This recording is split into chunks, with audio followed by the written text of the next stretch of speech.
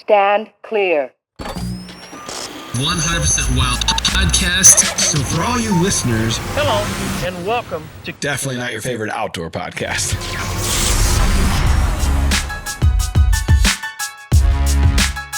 What's up, everybody? Welcome back to the Drury Outdoors 100% Wild Podcast. I hope you're standing back. Every show we tell people, stand clear. Oh, I don't know that they do. well, I think they lean in. maybe we should tell them to just tune out. One of our new rack packers, Cammie, I think she said that we are the only podcast her and her husband listen to. Hey, we got one. So I We got said, two, actually. as long as we're not Cammie, your favorite. is that the people I made fun of on the last podcast because they had a joint Facebook account? No, I think I think she has her own. She's a big girl. She has her own Okay, Facebook account. Good deal. She's And I'm a big responsible boy. enough. Yes. So that's Matt Drury over there. You're Tim Chelsvik? Heck yeah. Still. Yeah. We're talking to Jay Gorsh from School of the Wild at the University of Iowa, but I also want to tease a little bit what we got coming up in the show. All right. So I know we got a lot of guys out doing predator hunting. Yep. We have a sneak attack on a predator call that I don't think anyone really saw coming. For the Real Wild clip of For the day? the Real Wild Gotcha. clip. Yeah. It And is Real Wild. Next week, aren't we having Perry on? And I think we're going to be talking about predator hunting, trapping. Perry Batten. Just kind of Yep. in general. That's one of Mark's main farm managers there with Wade, and just kind of all around knowledge, whether it's fixing a piece of machinery or setting up a trap for a coyote. He's got it all figured out. So look forward to talking to him. A little bit of next week. everything. Yep. And then we got a question of the day from Dalton asking about things that we have changed in our hunting careers. And then we got kind of a stinky wildlife word. Huh, okay. Very stinky. Very fitting for the show. Yeah. Heck yeah. All right. Well, why don't we hop into it? We've got Jay Gorsh joining us from Iowa. He is the director of School of the Wild. And this is kind of right up your alley, Matt. We're talking about education. Tim, I feel like that was sarcastic. What's up, Jay? How's it going? Good. How are you guys? We're doing good. Tim makes fun of me because I got that nice public school education from St. Genevieve, Missouri, but it hadn't failed me yet. No, look how far you've made it. That's right. I'm a host of a podcast. Check it out. How's it going, Jay? Things here in Iowa are great. So you had reached out through our website and just, really it was before that because we had connected regarding having someone from our team come out to speak to your kids at the School of the Wild for kind of like a little seminar in the outdoors. Well, this is rare, but Mark and his whole crew during deer season were able to kind of peel away and go spend a morning with your students and the people running the event. And he couldn't have spoke more proudly of the event and was really, really pleased with how it went, and really in general wanted us to try to help shed some light on your program because of the good things you're doing there in the state of Iowa. So that's kind of where we're at here today, and we wanted to give you a chance to kind of give us an overview of what you guys are doing and just how long this journey's been, because the reality is we need much more of this across the country than we have today. Yeah, I'm going to agree with you 100% on that. We definitely need more. The more connection we can get, the better. Yeah, so that came to be in an interesting way. The teacher from Central Decatur called me and said, hey, we got these folks from Drury Outdoors coming, and it was fantastic. And when I listened to the piece and to your team talk to the kids, it just made so much sense. The things that you are talking about and promoting are the same things that we are talking about and promoting with School of the Wild. So to give a little background, School of the Wild is a 4 to 5 day learning experience conducted in their local parks. So we'll take a grade level of kids and work with their teachers and their county naturalists to plan a week of them doing their school learning out in their local parks. So we shift the learning model a lot, but the point is we want them to realize that they have natural environments in their own backyard, that they can and should spend time in, and that there are benefits there that they don't even realize. And the same is true of their teachers. We want their teachers to have that same type of experience and appreciation on the back end of their School of the Wild. And what we try to tie into that is, of course, your environmental education or your conservation education stuff, where they're learning about habitats, they're learning about wildlife, they're learning about conservation practices. But at the same time, we're infusing the outdoor recreation stuff. So we're getting them in kayaks and canoes, giving them a chance to paddle, getting a rod and reel in their hands so that they can fish, teaching them about how they can connect with the outdoors in multiple ways. And of course, what you all do, spending time in the woods, hunting, is an amazing way to connect. So we want to kind of just throw it all at the kids so that we can meet them where they're at. And hopefully then every kid will find something out of that week that hooks them and they want to go back. So I imagine this isn't a stretch for the country kids, so to speak, but do you guys also reach out to more urban areas or to the suburbs, or just how deep does this program go into the state of Iowa? Yeah, so right now we're working with about 6,000 kids, a little over 6,000 kids, 84 different schools across the state. And yes, some of those are urban, some are suburban, and of course, some are rural. We kicked this effort off during COVID, which was not the ideal time to kick this off, but we had already run a pilot with Central Decatur, right, the fall before COVID hit, and it went really well. And so we thought, okay, if it went well there, let's try it elsewhere. We've been running School of the Wild for 20 years for kids in Iowa City. So that program has a long history with Iowa City kids, and we get a good mix of kids in Iowa City. So Central Decatur was our first chance to try it somewhere else. We tried it, it went great, then COVID hit. COVID presented a ton of challenges, obviously, for everybody, but we were able to keep the effort rolling. We got 1,200 kids signed up. Most of them were rural at that time. But as we moved into year 2 and 3, we've been recruiting more suburban and urban schools to go along with those rural schools. So we've got the spread now. Jay, I'm curious, you mentioned helping kids understand that they have natural environments all around them. What are some of the kind of awareness pieces that they're reporting to you that they're gaining from these outdoor experiences? Yeah, so a lot of the kids are making comments about how much they appreciate going on a hike, being in the woods, finding animals, finding insects, finding wildlife tracks and signs of wildlife. Of course, anytime we can give them something that they've done for their very first time, that's a big win. Whether that's putting a rod in their hand or getting them in a canoe, or just giving them a chance to see a bird up close. So those are the big things that really catch the kids, those first in their lifetime things. And any time they get an opportunity to connect directly with wildlife. What age ranges are we talking here? So we have schools that go as young as 4th grade and as high as high school. Okay. We let the school district decide what grade level is most appropriate for them. The easiest one to set up is elementary school, because you don't run into the conflicts of, multiple teacher schedules, because they're in that kind of homeroom model, that we're used to with elementary school. So it makes it easier to pull an entire 5th grade out of a building for a week. That can be a little harder in middle school and high school, but we've done it. What kind of challenges have you guys been faced with in trying to get a school board, to on board with this? Or have you noticed that everybody's gung ho, like, hey, this is a great idea, let's do it? Or have there been some challenges that you really had to face and overcome, obstacles you've had to overcome in order to institute this program? Yeah, so there have been some big obstacles to overcome. And interestingly, as we've gone through 3 years of this now, the challenges have changed. At first, the big challenge was to convince the school districts to try this. right?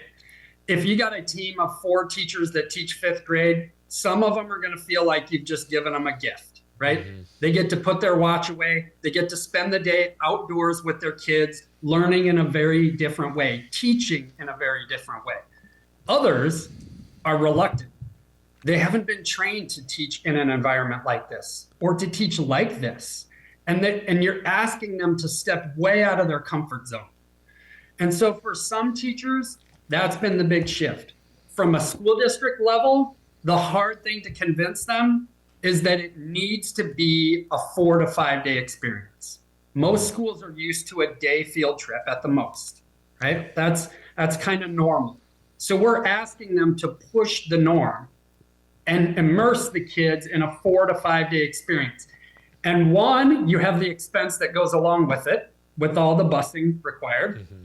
2, you have the initial perception that they're going to miss out on a week of learning, mm-hmm. right? And so it's my job to be able to sell this, to be able to convince the schools that they're not missing a week of learning.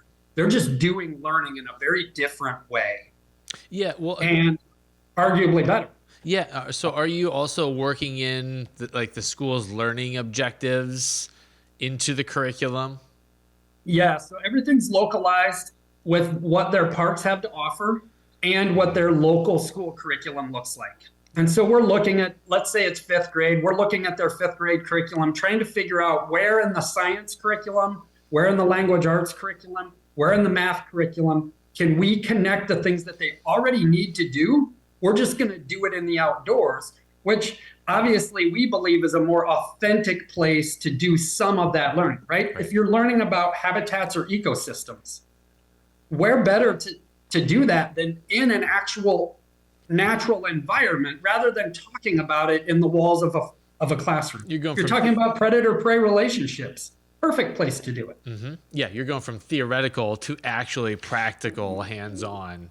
The reality is there's a lot of kids out there that have to have hands-on experiences to really take in what you're trying to teach them. And there's nothing better than being able to, pick something up and, this is a pine cone. This is what it looks like. I could think of multiple lessons that they could learn, from different subject matter mm-hmm. in the outdoors. It's really not that big of a stretch. I know at my son's school, he's in 2nd grade, and his teacher this year, she's very hands-on. They go outside, they do nature walks. It's a lot of that type of stuff.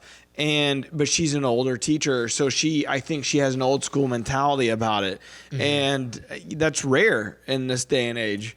And it's rare to get, these kids are stuck to their iPads and their phones, and it's sad that they don't know what nature really is, what it consists of. And that's why I asked if you were, if you guys branched out into the urban areas or even the suburbs, because schools are team sports and these types of things have taken over our youth of today, and they are not getting the experiences outdoors. And that's just the reality, and it's only going to get worse.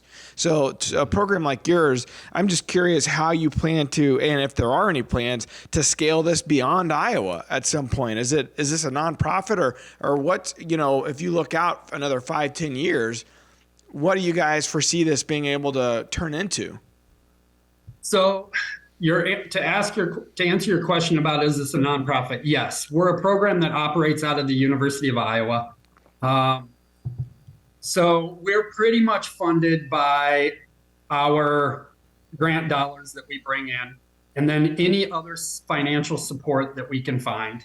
Originally, we were trying to figure out how to make this model work, and the more we worked with schools financially, the more we realized that if there's any sort of fee associated with this that we have to pass on to the schools, it's not going to be sustainable. Yeah. Funding for schools it's too low. They don't have the extra money right now. And they're already taking on a lot of cost by busing the kids every day. So we're counting on grant dollars and corporate dollars to make this continue to grow. And so that kind of like you're hitting now on what our new challenges are. Our challenges are no longer, can we convince schools? it has taken off. The trains left the station. The word is out. Now it's trying to figure out how can I keep up with the demand and keep enough staffing and enough funding to support that staff to allow this effort to grow. And yeah, I think you're absolutely right that very soon we need to start having conversations about how this goes beyond the borders of Iowa. You know, if you think about it, there may be an opportunity to partner with other universities and, you know, some of the other states, at least, you know, in the surrounding. I could see the Midwest and the Southeast being kind of an easier sale, so to speak. And I kind of liken your journey here to what the Catch a Dream Foundation did in the early days. They were on the Mississippi State campus, and they were, you know, it was grant money, and they were a nonprofit, and they got to a point where they became large enough, and the scale was large enough where then it became its own thing once that train left the station, so to speak, and became not just about what's in Mississippi, but across the entire North America. And I kind of see a parallel there, you know, to what you guys are trying to do, because it's like, hey, the message is now starting to be received. People are into it. You know, people see the benefit. All right, how do we continue to grow here in the state of Iowa? But beyond that, like, this is a program that is very worthwhile to our youth across the whole country. So how can we start to scale on a much larger basis? Well, and it depends on like the context of the area, because I think the state of Wisconsin, the state Board of Education provides outdoor education dollars to help subsidize these kind of experiences. Webster Groves School District here in the St. Louis area, we were talking before we started the show that I grew up in outdoor education, spent a lot of years there. Webster Groves has been doing outdoor ed with the company I used to work at since the late 1950s. So for that school district, it's baked in. Like, they know, hey, 5th and 6th grade outdoor ed camp, that's happening this fall. Like, nice. It's always going to happen. But then you go to another school district where, like, they're struggling just to get modern textbooks that have Hawaii as a state in them. And their priorities are a little different. So funding is such a huge piece of that. And you do, like Jay, like you mentioned, you have to kind of overcome are we peeling away from time spent on the 3 R's to this kind of just walking around out in the woods? Like, there's a lot of great metrics, and you ask the teachers about how their students perform in class after they've had a week together doing real things in the outdoors. The class dynamics are different, right? Yeah, absolutely. The reports back from teachers about the things that they are getting to see and the connections that they're able to make with their kids because they've changed the classroom environment for those 4 to 5 days are pretty remarkable stories. And then it does translate back to the classroom. Maybe it doesn't translate back to the classroom in the form of academic success, but it translates back to the classroom in the form of confidence, connection with the teacher, connection with their peers. The stories tell that over and over and over again. What we don't know is whether or not the experience out there translates back to better academic performance in the classroom. But to me, that's not the most important thing. I mean, obviously that would be a huge benefit if it did, but it's how that kid feels about themselves as a learner.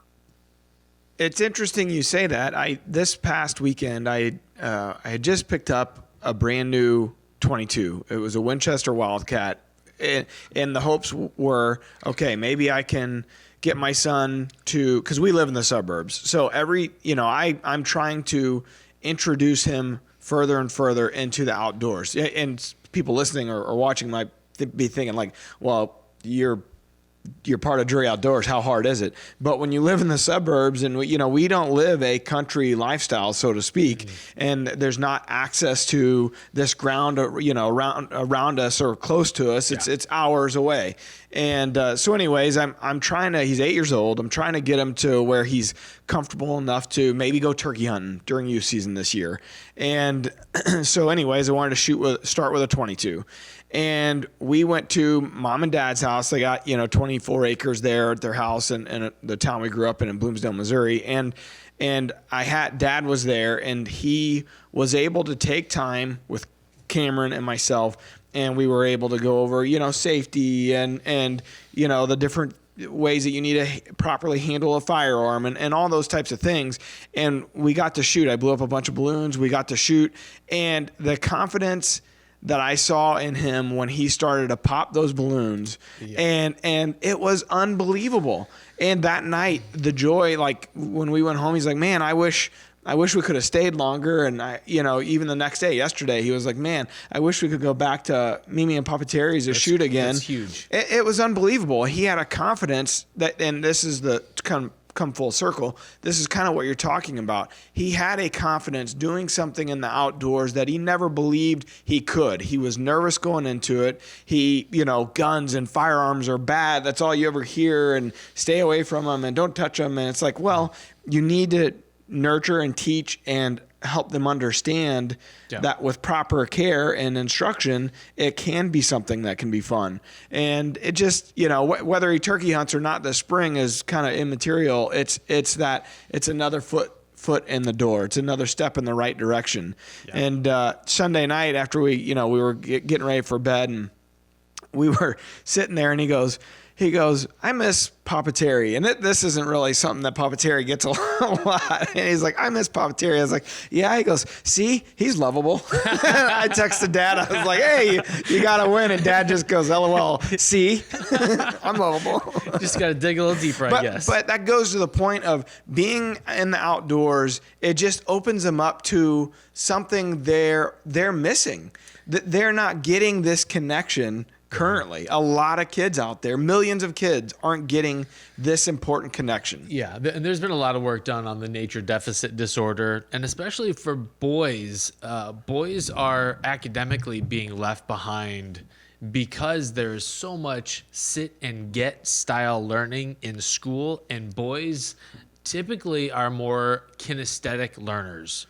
So you take away the four walls, you take away the seat that you had to sit in for 40 plus minutes at a time, and it opens them up to be able to learn. Well, in our current school system, and this isn't a knock on it, but wasn't it more or less created, eons ago to help create factory workers? Yes. You were trying to get those country kids to sit in a seat, and they were wild before, and it's like, all right, let's calm them down here. But there's so many kids that, whether it's ADD, ADHD, like there's so many things where that style of learning may not be the best thing for them. Yeah. And I'm just really pleased to see guys like you take hold of this and try to run with it. Well, thanks. Yeah, we hope that we can continue to grow it, obviously here in the state of Iowa and then beyond. And the nice thing is the model, the way we have our effort framed, and that we go to those locations, train their local teachers to provide instruction along with whoever they happen to have in their area that is more of a conservation expert, and pair those two types of teachers together. It can then be done anywhere. It doesn't have to be in Iowa. There's not a certain location that they have to go to get this experience. It can be done in their local park. Yep. And as long as their local parks aren't terribly far away, and they've got some natural space to work with, and it doesn't have to be a certain kind of park. We've done it in county parks, state parks, city parks, public land, private land. It can be done anywhere where we've got that natural environment to build off. Mm-hmm. Well, Jay, I'm really encouraged by the fact that you all thought to include Drury Outdoors and the hunting perspective.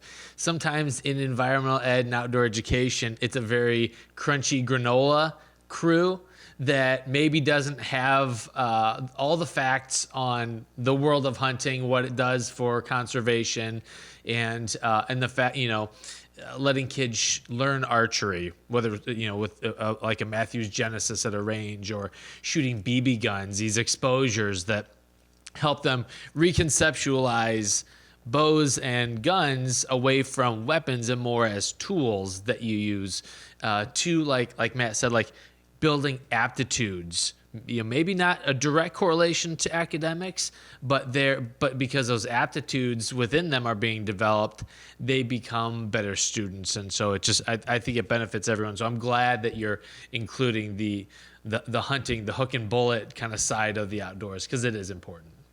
Yeah, absolutely it is. Well, what kind of team do you guys have, at School of the Wild? I mean, how many people are we talking? I'm assuming it's a small team that's trying to do big things, but what are some of the challenges there? It's definitely a small team that is trying to do big things. And some of our team wear multiple hats. And then I have the luxury of just being able to wear the School of the Wild hat. So we got a team of about 4 of us as far as full-time folks are concerned. And a lot of our effort is spent back in Iowa City with our Iowa City School of the Wild. And then there are a few of us, myself included, who get to dedicate most of their time across the state, trying to launch this statewide effort and make that model that we've been doing in Iowa City for 20 years work in all these other locations. So, but we've run into a situation. Interestingly, we had our accreditation visit last year, which is a kind of a necessary but painful process to go through. Yeah. And as we were wrapping up our accreditation, the guy leading the accreditation said, "Gorsh, you got a problem. This thing's going to blow up. And when it does, and this really takes off, you're going to run into a situation where you have to tell schools that, yeah, they can try School of the Wild, but we don't have room for you for another 2 years." And no school is going to want to wait that long. So we have been, ever since that moment, we've been tweaking our model and working with our staffing to try to figure out how we can make this as sustainable as possible so that those things don't happen. And obviously funding plays a role in it. And so that's an important part. As long as we have enough funding to staff it with about a half a dozen people, we can make this go. So we're not talking a lot of money. This isn't the model that Oregon uses, although their model is fantastic. We don't need an annual budget of $10 million. Now, if we had an endowment of $10 million and we could work off of that, that would be fantastic. I need an operating budget of about $200,000 is really all we need to make this thing go on a statewide level. So it's really pretty economical when you think about what schools are getting out of it. And almost all of that goes to staffing. And of course, there's some travel expenses built in there too, because I got to lease a vehicle. But the beautiful thing is the staffing or the travel expenses aren't even very high either, because most of the time I just stay at the county park and I pitch a tent. And the county parks, they'll give me a free campground for the night. Sometimes they'll have an empty cabin I can crash in for a night or two while I help them get this thing off the ground and rolling. And so, my travel expenses are minimal. I think last year I used a hotel room once out of what it was 180 days of travel because it's not necessary. It's part of the experience is to spend the time in the park. That's next level. Tim and Alan here are getting ready to go to an event at the Indiana State Fairground in February to a consumer show. We were going to get a hotel room for you guys, but maybe you just pitch a tent. Yeah, I got a tent. Don't you have a camper, Alan? That's hey. That's right. So and no one's I like it. So Jay, you know what? I like the way you think, man. We just saved $75. Ka-ching. Well, there's going to be some tax in there, and it's going to be February. Hey, today it's like 60 degrees out. Right. That's today. So that's pretty cool. So how can volunteers? I assume that you guys work with volunteers on local levels. How can a volunteer reach out and offer to help, or how can someone get a hold of you guys as far as maybe donating some time or material to the cause here? Yeah. So my email address, J-Gorsh, Gorsh at uiowa.edu. You could go to our website, School of the Wild. It's in the process of being updated. It doesn't reflect our statewide stuff yet. but we're in the process of updating that. Either way there, and my contact information would be there as well. And just let us know. Yeah, any conservation experts, anyone that has something that they feel like would contribute to the student experience and they genuinely want to do it for the sake of the students. So like when your team went to Central Decatur, I didn't get to be there that day because I had to be at another one of our School of the Wild programs on the other side of the state. But I got to see the videos afterwards, and the message that was sent is exactly the thing that we're looking for. People who care about being in the outdoors, who are looking to protect the outdoors, who want kids to connect with the outdoors, and who understand that there are so many benefits to doing that. Those are the people that we want to partner with, whether they are from the industry side, from the traditional conservation ed side, or whether there's some other entity like in Iowa. We've used ISU Extension, we use Parks and Rec, we've used retired school teachers, retired conservation officers, all sorts of folks to help contribute to that experience that we're building. In the videos that you're referencing, Mark and the crew, they went out and did this event, and it made part of the edit of one of our deer season 22 episodes. I think, was that the one Wade killed his big deer in? Maybe I don't remember. It was one of our bigger deer episodes, I'm pretty sure, and that was early on. We'll link it up in the show notes here, but it was great, and I know Mark spoke very highly of the students that participated. He said they were all wonderful, all attentive. He wasn't sure what to expect, how many had hunted before or anything like that, but he said some of the questions that were asked of him and the crew were very detailed and depth. He spoke very highly of it. So I'm really happy and proud that they were able to do that, and hopefully it's something that we can continue on with you guys. If someone from another state is looking to maybe mimic or start something similar, is there a process that you would recommend, or it's hey, reach out to me and we can help? Obviously you're focused in on Iowa and what you guys are doing there, and you got your hands full, but this is such an important message, and I think it can scale. What recommendations are kind of the do's and don'ts would you kind of say as far as getting started? Because you guys have been doing it a long time. Yeah, I would say whatever entity in that state is interested in driving a statewide effort like this, whether that would be another public university like we use kind of as our vehicle, or whether it comes from the conservation side, right? We don't do it alone. It is absolutely not. It is all about partnerships. Mm-hmm. Our county conservation system in Iowa allows us to be able to make that work for Iowa. So what we would need to do is have whatever entity really wants to be the driving force. And then I think if they reached out to us, we could start talking about where are your partnerships going to need to be made? What sort of structure can you build so that you can launch this thing on a statewide effort? And obviously you don't launch it on a statewide effort your first try. You do a little pilot first. You test it. You get feedback. You refine your methods a little bit. And then when you feel confident that you've got it dialed in well enough, then you shoot the launch and you really promote it and you really push it. So I would say any entity from any state that was interested in this, shoot me an email, give me a call, and we can share ideas and see how we could get it going in any state. Very good. Heck yeah. Well, Jay, you have a fork in the road ahead of you right now. One path leads to frivolity and life-changing experiences. The other leads back to the work that you would have been doing normally in your day.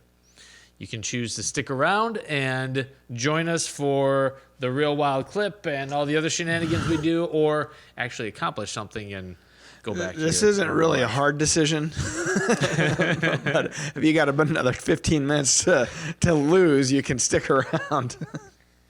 Cool. Sounds good. Hey, thanks for having me on. Thanks for giving me a chance to tell the story. And of course, going back to the beginning of this, thanks for your team taking the time to go to Slip Bluff County Park and spend some time with those students. I know the teachers really appreciated it. I know the kids appreciated it. And then obviously now this connection's been made, this chance to talk and this chance to kind of share ideas. So thank you for the time. And hopefully we'll see you down the road. Okay. Yeah, thank down you. the trail, Thanks, Jay. That's right. Well, we appreciate you. Keep up the great work. Sounds good. All right. See ya. See ya. I can really see Wade and Perry connecting with those 5th and 6th graders on an intellectual basis. Well, we can ask Perry on next week's episode. Let's do it. Okay, well, let's jump into the real wild clip because it's pretty crazy. So this comes from Ben and Forrest. Okay, let's They're check out it out. predator hunting. Ben's provided like the last and couple weeks of we real just wild need to- clips. He's our roving reporter. Send him out there. That's right. Did he wrestle anything? No? He would not want to do that. Okay, we see an owl swooping in to land on a predator call, and That is crazy. he's attacking the little spinning furry thing. Man, I've never seen. I mean, that's pretty wild. And he looks disappointed. Looks disappointed and pissed off a little bit. Well, join the club. This is not what I signed up. And he's looking at the camera. No doubt with those peepers, he probably sees them in the there. iris of the camera zooming in and out. He's flying back up to the tree. Wait a second. I've been bamboozled. Yes. He's nonplussed. Man, that is crazy. Idiot. Once again, owls are stupid idiots. You know, that's pretty cool. And you really don't. I mean, you don't see that a ton. I mean, you don't even see owls very often. Usually you hear them, Yeah. but they just don't have much tolerance for people. But to see one actually attack in daylight. I wonder if any animals were harmed this day in trying to predator hunt. This was the most action they saw. No owl for sure. What do owls taste like? I wouldn't know. That's not something we should even be talking about, Tim. So, moving on. That's a joke, everybody. Tim's joking. We may cut Get a this from sense the of show. humor, everybody. His sense of humor is usually dry. Louise, I only eat dolphin. All right. Okay. What's next? The wildlife. No, the question of the day. We can't skip the question of the day. All right. So the question of the day is brought to you by Tacticam. Share your hunt in crisp 4K with incredible image stabilization on the new Tacticam 6.0. Now, I went out like when they shipped some 6.0s here to the studio. So you took mine, okay? Did you touch my drums? Did you touch my Tacticam? I took it out because the thing with, whenever you mount a Tacticam on your bow, the hard thing for any camera is the recoil of the shot. That 6.0 takes it like a man. It really does. Like you can tell it's doing all kinds of calculations to keep that framing crisp and clear on whatever it is you're shooting. So the technology just keeps getting better. If you touch my drums, I will stab you in the neck with a knife. I think Bo's getting a drum set. Oh, good luck. You already talk about how crazy he is. We put two weapons in his hands After and let every him. church service, he runs up onto the stage and he wants to play the drums. And so I let him. Just because he wants to doesn't mean you have to let him. Well, I didn't grow up with musical instruments, and I always felt like you're a better person if you know how to play something.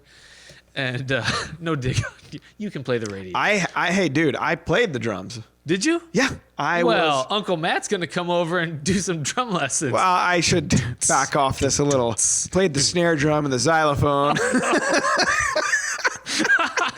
I need pictures of this. I was in the grade school band, bro. The xylophone. Yeah, I couldn't figure out how to read music, so I had to memorize the. That's like next Dude, level. It was hard. So I hated that when we had to do like the test. I have no idea what I'm doing. And you'd be in front of all your classmates. Well, I went to a school called St. Agnes, so there was like 13 kids in my class. Yeah. There was like 6 boys and the rest were girls, and so you all had to be in band. It was a class, that you had to take. So I did snare drum and then that xylophone, and I had to freaking remember the notes. Xylophone and snare drum? Not at the same time. No, it'd be impossible for me. So anyways, you'd have a test and you'd have to do this, whatever sheet of music, with the teacher had said, that you'd practice. It's all mumbo jumbo. I had to memorize how to, this before the internet, kids. So there wasn't teaching yourself or, go cheat somehow. Like I just had to memorize the music and the sound of it. Let me tell you, it was when that test part came up, I was scared shitless. That'll every give a kid time. ulcers. Because it's like, do, do, do, do, do. It's like, had to remember it.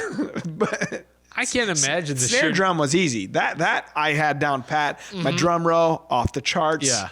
Off the charts, Tim. Well, your xylophone reference is bringing up traumatic experiences of my music teacher who would come over and like grip your wrist and go bam, bam, bam, bam, bam, and like her coffee breath is coming from behind you. That's kind of my experience. Ours. I'm not gonna say his name, but he was a dainty fella.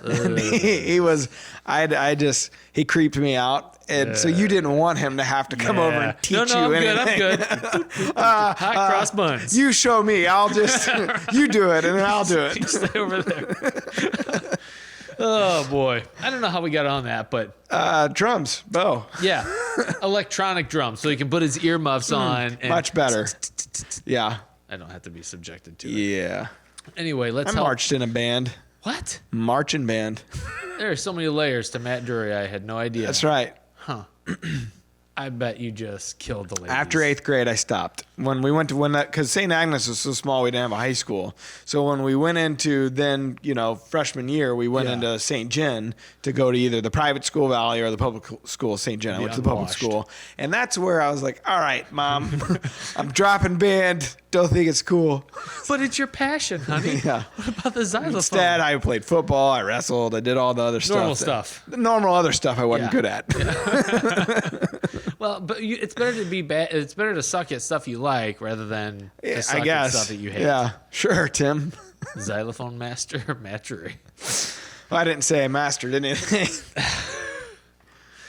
All right. Yeah. Well, Dalton's got a question for us. All right, Hopefully Dalton. it's not about xylophone play. Hey guys, this is Dalton from St. Louis. My question to you guys is, what's something that over the years, whether it be land management or hunting, that you guys have changed, things that you previously thought to be true or practiced have changed over the years? Thanks and keep up the great work, guys. I've had the benefit of a day to think about this. I'm on the spot. You go first. I used to wear face paint when I deer hunted. Man, I just don't care for those people. And it wasn't like... I don't like face paint. I mean, it certainly has become a type of person now. This is back in like the 2000s. Yeah. And I really felt like it was a security blanket for me. I could not go out in the woods unless I had my green and black and brown. Like what if your face itches? Then your hands are... The grease paint never seemed to make my face itch. Like warm weather though, when you're sweating and you like try to brush a mosquito away from your face and you end up with smearing it brown all over the place. Yeah, it's not great. What was the cleanup like? I mean, that's what I always wonder. You got to take that off at some those point. those Clorox bleach wipes?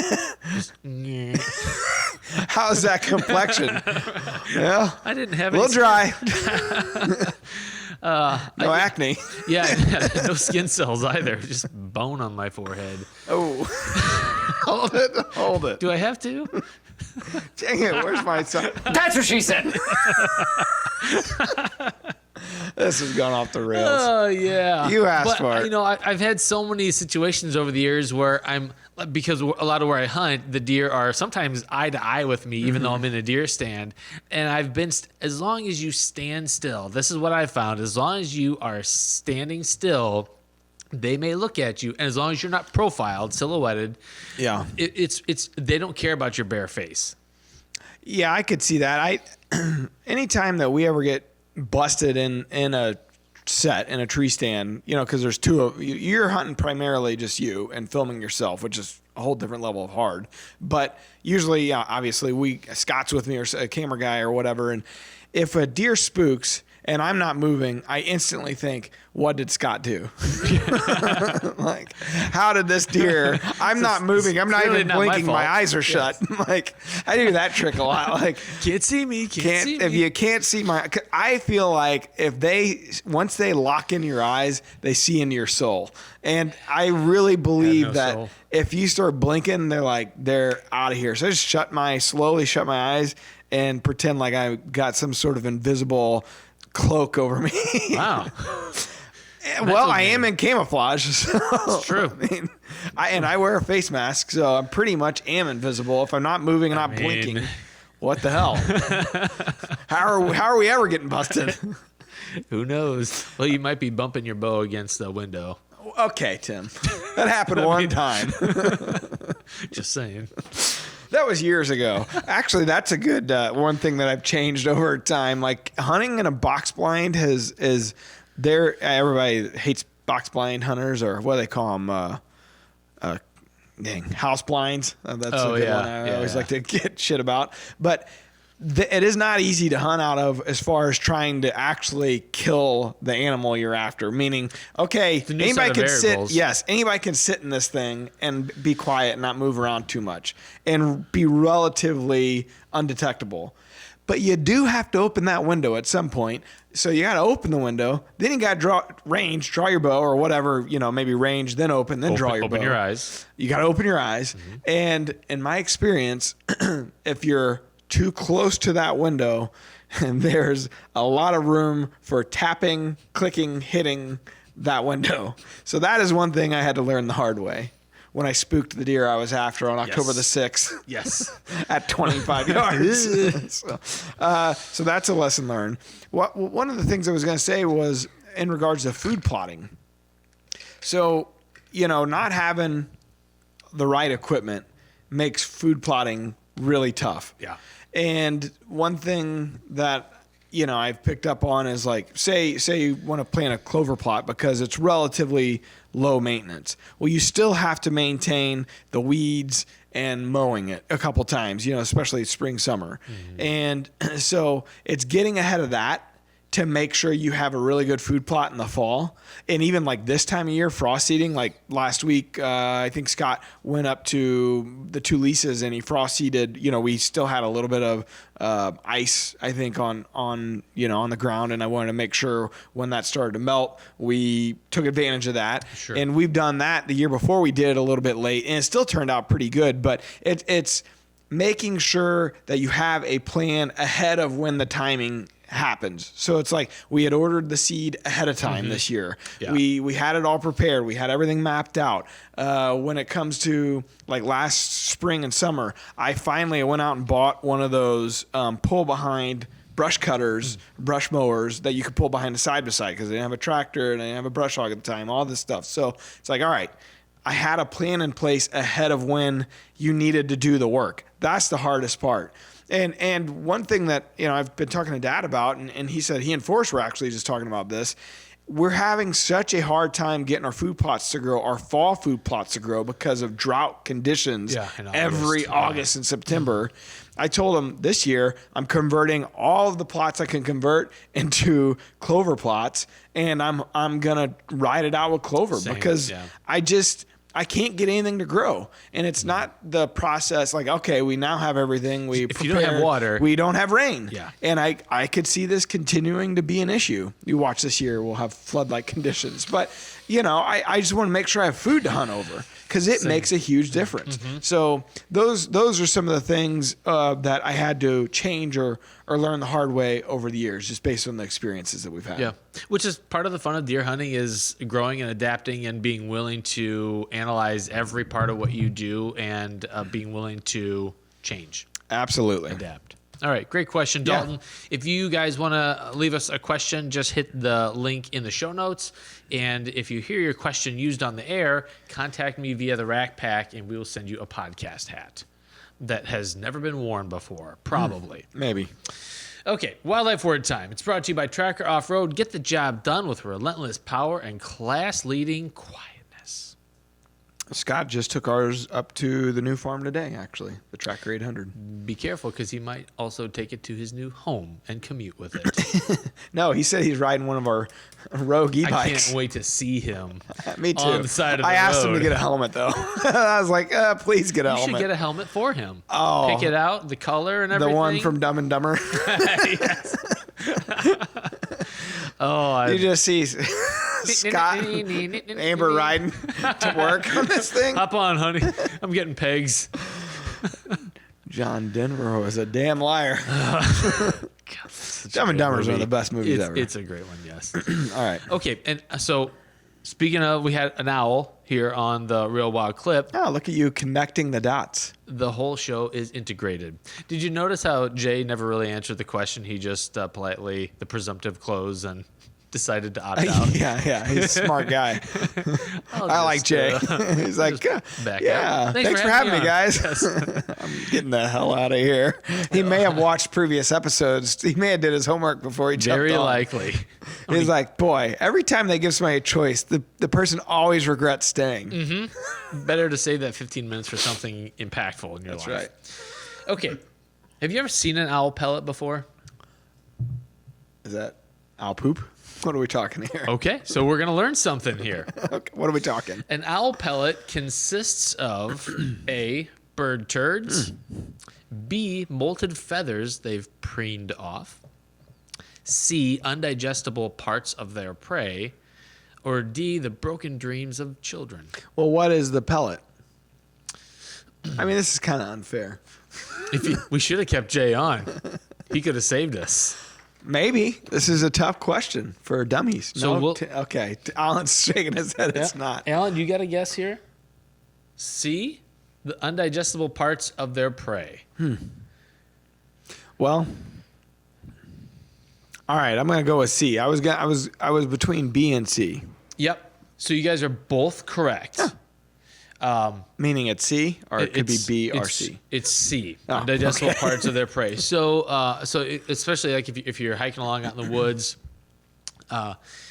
owls cannot process animal bones or fur.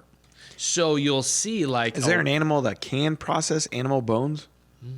coyotes and They can process animal they bones? chew them up. Yeah, eat the marrow inside. And I thought that they calcium. swallowed it all and then they just shit it out. get a whole femur down their neck. I'm like, this seems impossible, Tim. They chew on it. Owls unfortunately don't have teeth. I don't think so, Tim. So they'll eat a mouse. Okay. And then they'll excrete, they'll poop out like all the stuff that they digest, but the bones and the hair will come back up. They'll regurgitate it in a really compact, what they call a pellet. And you'll find them on the Like forest how big floor. are we talking? I mean, maybe 2-3 inches tops. It's like an egg. It's pretty significant, and they're long. I mean, they're narrow, I should say. I will say. But all they Yes. are, and you can actually dissect them, and you can see what kind of animals. Like you can look, oh, there's a vole skull in there. Or there's a field mouse skull, and it's like a little history book of what that owl has eaten. So you're telling me that it's basically a turd wrapped in like hair. It's a mouth turd. That once you cut open, it's just the dead bodies of their prey. It's just the bones and the fur. So like they crap out what they digest, and they puke up what they can't. Can you imagine if that was how we lived? We don't? You don't throw up after every meal? Speaking of I think throw that's- up, man. that's a disease. Lola, Friday, middle of the night, threw up last night. You want to talk about horrible sleep. When your kid's sick, horrible sleep. Sophie has been getting night terrors, That's the worst. which are Terrifying. terrifying for her, For you. really difficult for us Yeah. to see her. Like and they've made for some really. But Bo, he's just Sleeping like a baby. sawing logs. He doesn't care. Out like a light. Doesn't care in the world. Oh yeah. All right. Interesting times. All right, so we got a shout out from our buddy Crank and Yank over on Apple Podcasts. That is the best name. Yes. Oh, Crank and Yank. Gave us 5 stars. Well, I would expect nothing less. Titled it "It Happens," and he says, "What happens? Season updates, tips and tricks, breakdowns of tactics, stories and dangers, and warnings for hunters, the good, bad, ugly of life as an outdoorsman. Lots of laughs and jokes, including the best fart machine out there. Gear reviews, and the list goes on. It all happens on 100% Wild, and I appreciate Matt and Tim for making every hunter of every walk of life feel right at home. Hey, that's a good one, Cranky Yankee. Yeah, thanks, Crank and Yank. Did you see Ben Malone commented in the Rack Pack about his review for us? He's like, I love the Rack Pack. I can't believe you guys thought it was sarcastic. Yeah. He thinks the podcast is the best. Speaking of the Rack Pack, so every week, the Rack Pack is a private Facebook group, and it's for the 100% Wild podcast. So you type in as the Dre Outdoors Rack Pack, and it'll come up. Answer a few questions, and you're in. And every week, Tim lists a bunch of the new names of the new members that joined. Every week, I read them. Every week, I butcher them. Every week, there's a fake name that I have to Thanks, St. find. Agnes. There was multiple stops along the way, Tim. The decline goes for years. Listen, Okay. I did pretty good. In a class of 13. You laugh, but when it's small class like that, there's not a lot of funds there. My wife teaches at a school that is exactly like that. I smell your pain. Yeah. St. Agnes was great. St. John was great. Went to Missouri State University after that in Springfield. Got a hell of an education there, let me tell you. Do tell. Well, we can't. These are things we can't talk about on the podcast. A lot of crazy xylophone jam sessions. Yeah, it came in handy there. All right. So this week we have. All right. So the first name right out of the gate, it's Adam Basler. Basler. So this is. If He's this is already the butchered. guy, no, this guy I know. If this is, it depends where you live. Really? If you live in St. Genevieve, it's Balsler, What? like BALSER. There's two L's? But if you are from like the St. Louis area, it's Basler. So, for instance, my one of Mark and Terry's sisters, Nancy, she married a Balsler from back home. They moved to St. Louis, and now everyone pronounces their name Basler. So, anyways, if this Adam do Basler is Adam Balsler from my hometown. I Basler, grew up are you with him. Balsler? He lived like 3 houses down from me until I moved in the third, until my mom and dad ruined my life. And we moved into the country where I had no neighbors at 3rd grade. Crap. Still reacting to it. Oh, I'm holding on to it. Baby. It's because Dad didn't like neighbors. Really? That theme has proven to continue his whole life. Anti-intrusion. Yeah, from the beginning. He'd mow his yard, then his neighbor would mow his yard. He hated that. Oh, boy. I can't imagine having Terry Drury as a neighbor. Yeah. Should imagine him as a dad. Sorry, Dad. I know you're listening. Love you. Patrick Bobolts. Cammy Larison. So this is the Cammy you were talking about. Yep. Okay.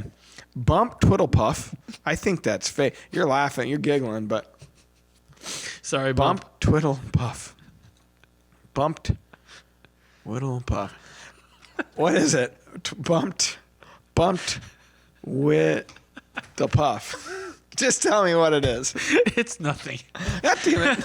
Tim, In fact, is that a real name? I went on Urban Dictionary just to make sure it wasn't It's some not a sexual bizarre reference that Yes. you're now using like- on Instagram as the wildlife word of the day. I will eat my hat if Twiddlepuff is something terrible. You never know. All right. Jared Mummert, Joshua Lehman, Zach Tubaugh. Tubaugh? If he's a St. Louis two-ball, he's a two-ball. Josh. And Jacob Higdon. Jacob. All right. Hey, appreciate having you guys in there. Yeah. Thanks for joining. Heck yeah. It's a good time.